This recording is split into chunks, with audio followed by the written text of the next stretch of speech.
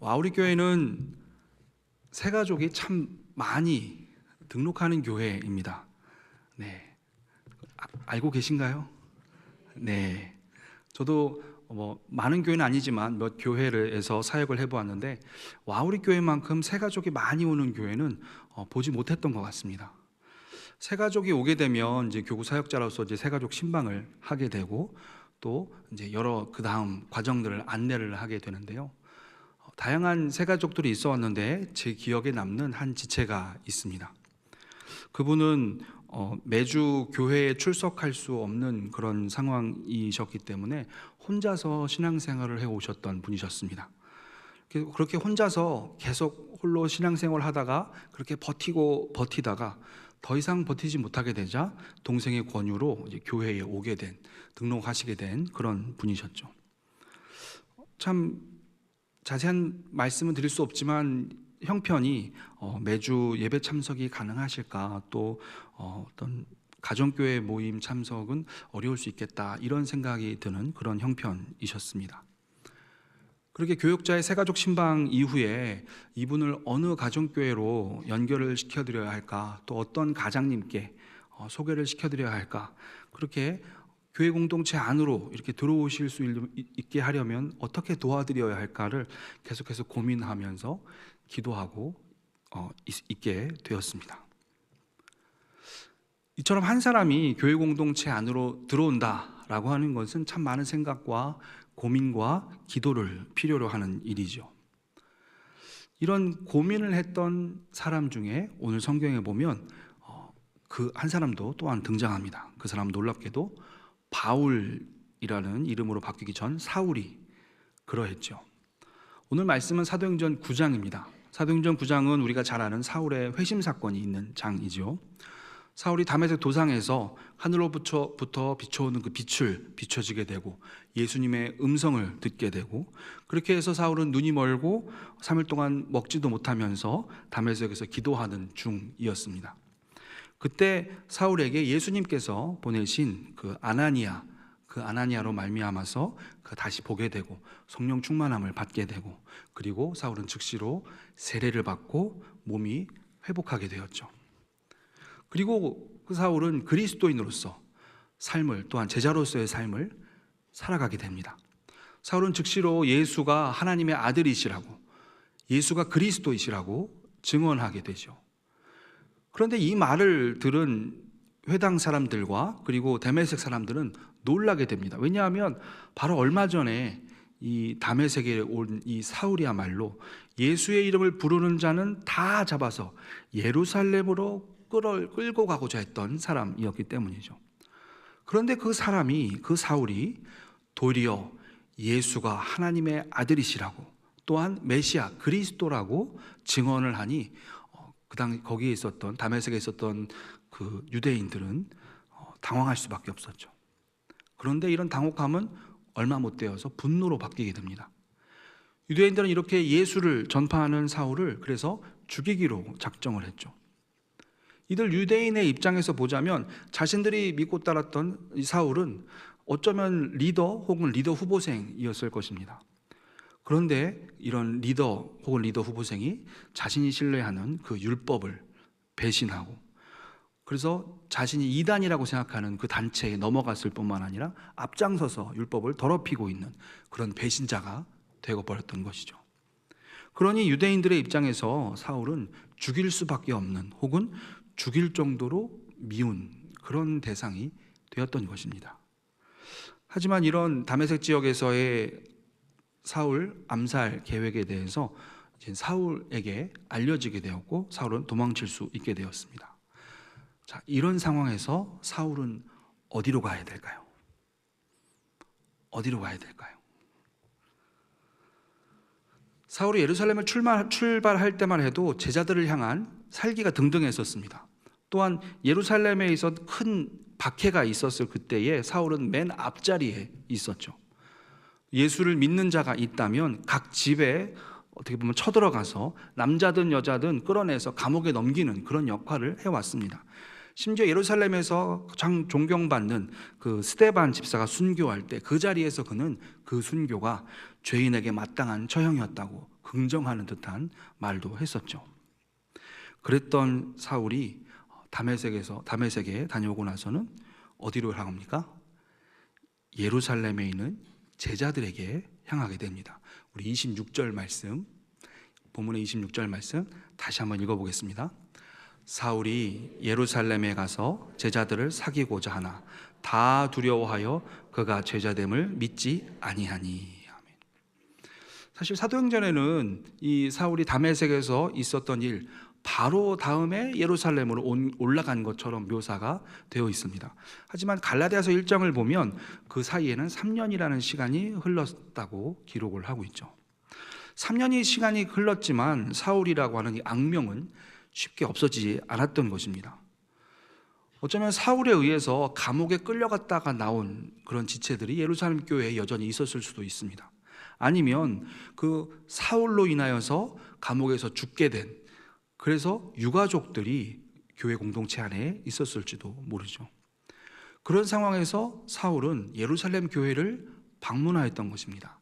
그저 방문한 것이 아니라 제자들과 사귀고자 하였죠. 여기 원문에서 제자들과 사귀고자 하였다라고 하는 이 부분은 그저 한번 그들을 만나기를 청했다 정도가 아니라 그들과 사귀려고, 그들과 한 공동체에 속하기 위하여서 몇 번이고 지속적으로 노력했다라는 뜻으로 기록이 되어 있습니다. 하지만 예루살렘 교회 공동체는 사울이 주님의 제자가 되었다는 사실을 쉽게 믿지를 못했죠. 어쩌면 그가 또 다른 계획을 가지고 혹은 계략을 가지고 자신들을 속이고 있는 중이고 또 다른 형제들을 잡아 가두기 위해서 일종의 간첩의 역할을 한 것은 아닌가 의심했을지도 모르겠습니다. 그런 생각이 들자 예루살렘 교회의 공동체 지체들은 사울을 믿지 못하였고 사울을 다 두려워했었죠. 그의 입으로는 자신이 변했다고, 이제는 자신도 예수를 믿는다라고 말하였는지는 모르지만 그것은 참으로 믿을 수 없는 일이었고 공동체로 받아들일 수 없는 일이었죠. 이 사실은 또한 사울에게도 안타까운 일이었습니다. 자신은 분명 회심하였고 회심한 이후에 분명한 행동의 변화도 있었지만 이전에 자신이 했던 잘못들로 인하여서 공동체에서는 자신을 받아주질 않았고 만나주질 않았으며 심한 경우에는 말도 섞지 않으려 하지 않았을까, 이렇게 생각해 볼 수 있죠. 그리고 이런 사울을 향한 그런 두려움과 그리고 의심의 눈초리가 사울을 더욱더 외롭게 만들었을 것입니다. 그런데 그때 하나님은 사울에게 조력자를 보내주시죠. 27절 말씀 함께 읽겠습니다. 바나바가 데리고 사도들에게 가서 그가 길에서 어떻게 주를 보았는지와 주께서 그에게 말씀하신 이 일과 다메섹에서 그가 어떻게 예수의 이름으로 담대히 말하였는지를 전하니라. 아멘. 그 조력자는 바로 바나바였습니다. 사도행전 4장에 의하면 바나바는 구브로 섬의 출신이었고 또한 레위지파 사람이었습니다. 또한 공동체를 위하여서 자기 밭을 팔아서 그 값을 가지고 공동체를 위해 헌신할 정도로 신실한 사람이었죠. 그래서 예루살렘 교회의 리더라고 할 수 있는 사도들에 의해서 원래 이름인 요셉이라고 하는 이름 대신에 위로의 아들이라고 하는 뜻의 바나바라고 이런 이름을 붙여지게 되죠. 그래서 그 이후로 이 요셉은 바나바라고 하는 이름으로 불려지게 됩니다. 이렇듯 바나바는 예루살렘 교회에서 인정받는 지체였죠. 그랬던 그가 사울을 데리고 사도들에게 갑니다. 27절에서 바나바가 데리고 사도들에게 가서라고 하는 이 데리고 가서라고 하는 이 단어는 그저 그냥 데리고 갔다라는 표현이 아니라 원문의 뉘앙스를 보자면 그를 단단히 확 붙들고 사도들에게 인도했다라는 의미를 가지고 있습니다. 빈번한 거절과 외로움과 낙심 가운데 있던 사울을 바나바가 곁에서 확 붙들고는 공동체의 리더인 사도들에게 이끌고 가서 그를 소개했던 것이죠. 그 자리에서 바울은 사울에 대한 세 가지 사실을 전합니다. 여기서 단순히 그냥 어떤 사실을 전했다라기보다는 매우 상세하게 설명하고 그가 어떤 일이 있었는지, 그의 삶 가운데 어떤 일이 있었는지를 묘사하죠. 바나바가 묘사한 사실은 세 가지인데요. 첫째로 사울이 다메섹 도상에서 어떻게 주를 보았는지, 곧 그의 터닝 포인트에 대해서 설명을 합니다. 두 번째로 사울에게 예수님께서 나타나서 어떻게 말씀하셨는지, 하나님에 대한 경험이 어땠는지에 대해서 설명을 하죠. 또한 세 번째로 그 이후에 사울의 삶이 구체적으로 어떻게 바뀌었는지, 그가 어떻게 예수의 이름으로 담대히 전하였는지를 설명하게 됩니다. 학자들에 따르면 같은 헬라어를 쓰는 유대인이었기 때문에 바나바가 사울을 알고 있었다라고 추측하는 학자들도 있습니다. 하지만 분명히 바나바에게도 사울을 공동체에 소개시키고 또한 그의 신앙을 보증한다는 일은 쉬운 일은 아니었을 것입니다. 하지만 바나바는 사울을 위해서 그러한 헌신을 행했죠. 그러자 사울과 예루살렘 교회 공동체 사이엔 극적인 관계의 변화가 생기게 되죠. 28절과 29절 말씀 우리 함께 읽어보도록 하겠습니다. 사울이 제자들과 함께 있어 예루살렘에 출입하며 또 주 예수의 이름으로 담대히 말하고 헬라파 유대인들과 함께 말하며 변론하니 그 사람들이 죽이기로 힘쓰거늘. 아멘. 이제 사울은 더 이상 교회 공동체 바깥에 있는 사람이 아니었습니다. 사울은 제자들과 함께 지체의 한 부분으로서 받아들여진 공동체의 일원이었죠. 그래서 사울은 제자들과 함께 예루살렘에 출입했다라고 기록이 되어 있습니다.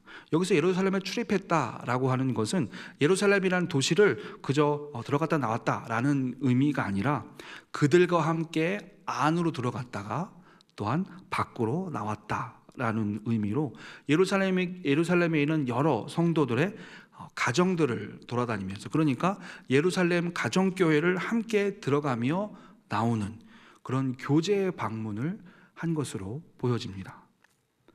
또한 사울은 자신이 예전에 속했던 그 예루살렘에 있는 헬라파 유대인들과 이제는 변론을 하기 시작하죠. 그 변론의 내용은 아마도 다메섹에서 했었던 것과 같이 예수는 하나님의 아들이시라고, 예수는 그리스도 즉 메시아라고 증언하는 내용이었을 것입니다.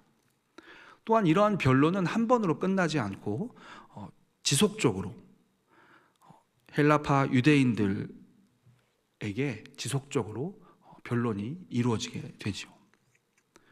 이런 헬라파 유대인들의 입장에서 봤을 때 이 사울은 원래는 자신들과 함께 주의 교회를, 예수의 교회를 박해를 하던 그런 입장의 사울이었는데, 이제는 180도 바뀌어져서 이제는 반대편에 서서 자신들과 변론을 하고 도리어 그들 공동체와 함께 다닐 뿐만 아니라 또한 그들의 주장에 동조하고 오히려 자신들에게 예수가 그리스도라고 변론하는 이런 모습을 보여주게 된 것입니다. 그러자 예루살렘에 있는 헬라파 유대인들도 어떻게 행동하죠? 사울을 죽이려고 힘쓰게 됩니다. 적보다 더 미운 것이 배신자죠. 다메섹에서와 같이 유대인들에게 사울은 그대로 살려둘 수 없는 자였습니다. 죽이기를 여러 차례 시도하고 힘쓰게 되었던 것입니다. 이러한 사실을 예루살렘 교회 공동체 지체들이 알게 되자 그들은 어떻게 대처합니까? 이제는 사울에게 자신의 옆자리를 내주었던 그 공동체 지체들은 사울을 위해 움직이게 됩니다. 우리 30절 말씀 함께 읽겠습니다. 형제들이 알고 가이사랴로 데리고 내려가서 다소로 보내니라. 아멘. 형제들이 알게 됐습니다. 그러자 주 안에서 형제와 자매된 이 공동체 지체들은 사울의 손을 잡고 함께 가이사랴로 데리고 내려가게 되죠. 그저 사울만 보낸 것이 아니라 공동체 지체들이 함께 가이사랴까지 함께 내려간 것입니다. 당시의 가이사랴는 로마 총독 관저가 있으면서 또한 로마 군대도 주둔하고 있기 때문에 로마 시민인 사울에게는 안전한 장소였습니다. 또한 해상의 교통과 육상의 육로가 함께 만나는 그런 교통의 요충지였기 때문에 곧바로 사울의 고향인 다소로 갈 수 있는 그런 장소였죠. 예루살렘 교회 형제들은 사울을 가이사랴까지 함께 동행하여서 그 장소를 가이사랴까지 함께하고 또한 그 가이사랴에서 그를 다소로 고향으로 보내게 됩니다. 이제는 서로에게 형제와 자매가 된 그 사울과 예루살렘 교회 지체들은 마지막까지 동행을 하고 그리고 기약이 없는 작별의 인사를 나누었던 것이죠.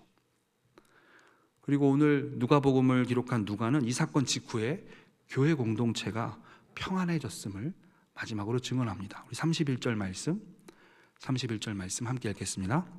그리하여 온 유대와 갈릴리와 사마리아 교회가 평안하여 든든히 서가고 주를 경외함과 성령의 위로로 진행하여 수가 더 많아지니라. 원문의 뉘앙스를 살리자면 사도행전에 등장하는 이 유대와 갈릴리와 사마리아에 있는 초대교회 공동체를 묘사하는데 네 가지 동사로 묘사를 하고 있습니다. 첫 번째는 그 공동체에 평안이 있었다는 것입니다.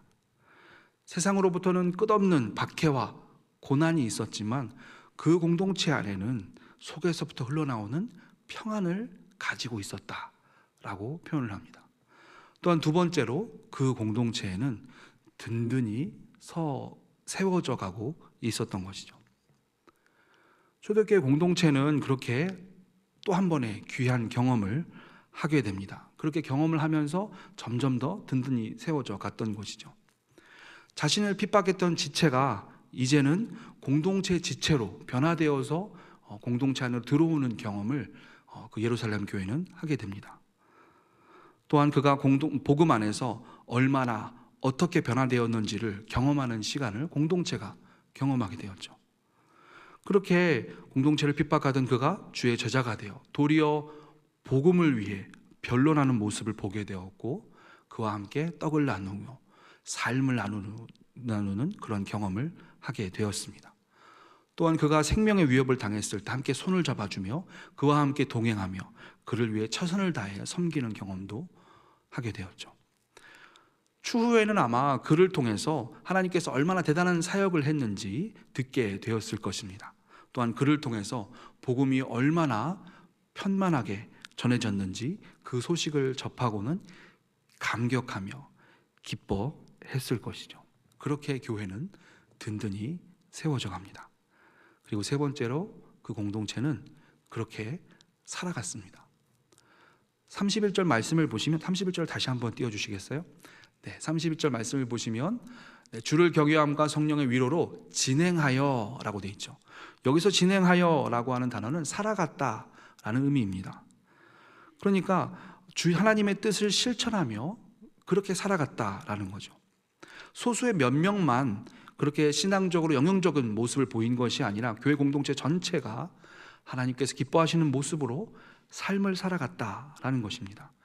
주를 경외하는 가운데 또한 성령께서 주시는 위로를 가지고 삶을 살아내는 그러한 삶을 살아나갔던 것이죠. 그 결과 어떤 결과가 나타납니까? 공동체 가운데서 함께하고자 하는 지체들의 수가 많아지게 되었죠. 말씀을 정리하겠습니다. 주께 사랑하시는 와우리교회 성도 여러분, 우리는 오늘 말씀을 통해서 세 가지 메시지를 발견할 수가 있습니다. 첫째로 우리가 오늘 본문의 말씀을 통해서 알 수 있는 것은요, 누구든지 공동체에 들어가기 전에는 외롭고 쓸쓸한 상태가 있다라는 것입니다. 오랜 기간 한 공동체 안에 있으면 잘 모를 수 있습니다. 하지만 교회 공동체에 처음 나오게 되면 그런 외롭고 쓸쓸한 상태가 있죠. 공식적으로는 등록을 했지만 혹은 등록 없이 교회 예배에는 출석은 하지만 누구와도 교제하지 못하고 서로 웃고 즐거워하는 그런 공동체 지체들 가운데서 외롭고 주변을 서성거리는, 아직까지 자신을 외부인같이 느끼는 그러한 상태가 있을 수 있죠. 그러한 상태는 그 사람의 성품이나 어떤 사역 여부와는 상관이 없습니다. 알고 나면, 친해지고 나면 누구보다 활발하고 활기차지만 그 전까지는 서먹서먹하고 왠지 모르게 눈치를 보고 함께 출입하는 자 없이 홀로 다니는 때가 있을 수 있죠. 우리가 알고 있는 바울도 그러했습니다. 천하의 바울에게도 그러한 때가 있었던 것이죠. 그럴 때 그 사람에게 누가 필요합니까? 바나바가 필요합니다. 그래서 오늘 본문의 말씀을 통해서 알 수 있는 두 번째 메시지는요, 함께 읽어볼까요? 같이 읽겠습니다. 누구든지 공동체로 들어가기 위해서는 한 지체를 붙들어 공동체 가운데로 나오게 하는 바나바가 필요하다. 그렇습니다. 바나바가 필요합니다. 사울과 같은 사람에게도, 바울과 같은 사람에게도 처음 공동체에 들어가는 데는 어려움을 느낄 수 있습니다. 어쩌면 사울이기 때문에 더 어려움을 느꼈을지도 모르죠. 그래도 사울이기 때문에 그 공동체 안에 들어가려고 몇 번이고 시도하고 애쓰고 노력했을 것입니다. 하지만 결국 사울 혼자의 힘으로는, 혼자의 노력으로는 공동체 안에 들어가는 것이 어려웠죠. 누군가 옆에서 돕는 사람이 필요했었습니다. 그때 바나바가 나타났죠. 낙심하여서 풀 죽은 이 사울 곁에서 그를 붙들어 사도들 앞으로 나아가는 바나바가 있었죠. 그리고 바나바는 사울이 어떻게 예수를 만났는지, 어떻게 예수를 믿었게 되었는지, 또한 그분으로부터 어떤 말씀을 들었는지, 또한 그가 어떤 행동의 변화를 보였는지 아주 상세히 설명함으로써 사울과 교회 공동체를 이어주는 역할을 하게 되었습니다. 그런 면에서 저는 우리 와우리 교회에서 수많은 바나바를 보았다라고 생각합니다. 주저주저하며 혼자 교회 정문을 들어오던 그 모습이 가정교회 공동체와 연결이 되고 나자 얼마 지나지 않아서는 같은 가정교회 가원들과 함께 웃으면서 교회 문을 들어오는 그런 모습으로 바뀌는 모습을 볼 때, 이분들이 바나바구나 하는 모습을 볼 수 있죠. 또한 가장님에게 새로운 새 가족을 소개시켜 드렸을 때 가장님이 밝고 환한 얼굴로 반갑게 그 새로운 가원들을 맞이하면서 잘 오셨다고, 우리 가정교회 잘 오셨다고 그렇게 인사하는 모습을 볼 때, 이곳에도 바나바가 있구나 라는 것을 느끼게 되죠. 물론 매번 이런 모습을 보이는 것은 아닙니다. 때로는 무심한 리더를 만나기도 하고요. 또한 도통 관심이 없는 새 가족을 만날 때도 있습니다. 때로는 가원들에게 모진 말을 듣고 속이 상해하는 그럴 때도 있죠. 하지만 그럼에도 불구하고 우리 공동체에는 언제나 바나바를 필요로 합니다. 한 사람을 붙들어 공동체 안으로 이끄는 그 바나바를 필요로 하는 것이죠. 마지막 세 번째로 오늘 말씀을 통해서 알게 되는 이 세 번째 메시지는, 우리가 이렇게 주의 뜻대로 살아가게 될 때 공동체는 평안을 가지고 함께 지어져가며 하나님의 뜻대로 살아가게 되고 그렇게 결국 성장하게 된다는 것입니다. 그렇습니다. 성경이 말하고 있는 신앙생활은 홀로 그냥 나의 삶, 나의 고민, 나의 기도 제목만 붙들고 하는 그런 삶이 아니죠. 공동체 지체 안에서 서로가 서로를 끌어주며 지지해주고 붙들어주고 함께 갈 때 그 공동체 안에는 참된 신앙생활 또한 참된 성장이 있게 됩니다. 그 공동체 안에는 평안이, 세상이 알 수 없는 평안이 자리 잡게 되고 주님이 기뻐하시는 그런 참된 교회 공동체로 든든히 세워져 나가며 또한 주를 경외함과 성령께서 주시는 위로를 날마다 경험하며 살아나가는 공동체가 되어져 가게 되죠. 공동체가 이런 모습을 보이게 될 때 주변에 있는 많은 사람들이 그러한 공동체를 사모하고 흠모하면서 나도 그곳에 가고 싶다고, 나도 그 안에 들어가고 싶다고 함께 하고자 하는, 그래서 자연스럽게 수가 늘어나는 그러한 공동체가 되게 되는 것이죠. 여러분은 이러한 공동체를 만들어가고 계십니까? 여러분은 한 사람을 붙들어서 공동체로 이끄는 그런 바나바가 되실 수 있겠습니까? 제가 초반에 이야기했던 그 한 지체에 대한 이야기를 하고 마무리하려고 합니다. 제가 고민했던 그 지체에게 드디어 가정교회가 연결되게 되었습니다. 가정교회 연결이 되자 가장님은 저에게 제일 처음으로 한 부탁이 무엇이었냐면 그 가정에 한 번 더 신방을 가자라는 내용이었습니다. 그리고 가장님은 어떤 지체를 한 명 더 데리고 가서 그렇게 저와 가장님과 다른 지체 한 명이 더 해서 그 가정교회의 신방을, 그 가정의 신방을 가게 됐죠. 그렇게 그 집에서 신방을 다 하고 형편을 다 이야기하고 한 이후에 저는 그 가장님이 마지막으로 했던 말을 잊을 수가 없습니다. 그 말은 이것이었습니다. 집사님, 이제부터 저랑 차도 마시고 밥도 먹어요. 내가 밥 사줄게요. 뭘 한다고요? 밥 사줄게요. 나도 예전에 경제적으로 많이 힘들고 또한 마음적으로 많이 어려웠을 때 누가 나한테 밥 먹자 그러면 그렇게 고마울 수가 없더라고요. 나도 이제부터는 나랑 같이 밥 먹어요. 그러자 그 신방을 갔던, 그 옆에 함께 갔던 또 다른 분도 이렇게 말했습니다. 저도 누군가가 저를 만나자고 할 때 그렇게 고마울 수가 없었어요. 저도 한때 형편이 많이 어려워서 늘 혼자 다녔었는데 누군가 같이 저를 만나자고 했을 때 그렇게 고맙더라고요. 또한 제 아내도 그렇게 집에 혼자 있었을 때, 또한 교회 그때는 처음 나왔었는데 그때 집사님 우리 집에 가서 차 마셔요 라고 하는 그 한마디를 해준 그 집사님을 아직까지도 잊을 수가 없어요. 너무 고맙더라고요 라고 간증을, 바나바에 대한 간증을 쏟아내었습니다. 저는 그 자리에서 몇 명의 바나바를 통해서 바나바의 도움을 받아 공동체에 적응한 또 다른 신실한 바나바들을 만나보았습니다.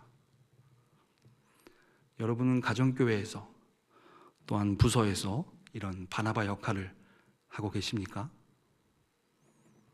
여러분들이 이렇게 신실하게 한 사람을 붙들어 공동체 안으로 들어오게 하는 이러한 사역을 감당하게 될 때 하나님께서는 우리 와우리교회 공동체 가운데 크신 은혜와 풍성함을 부어 주실 것입니다.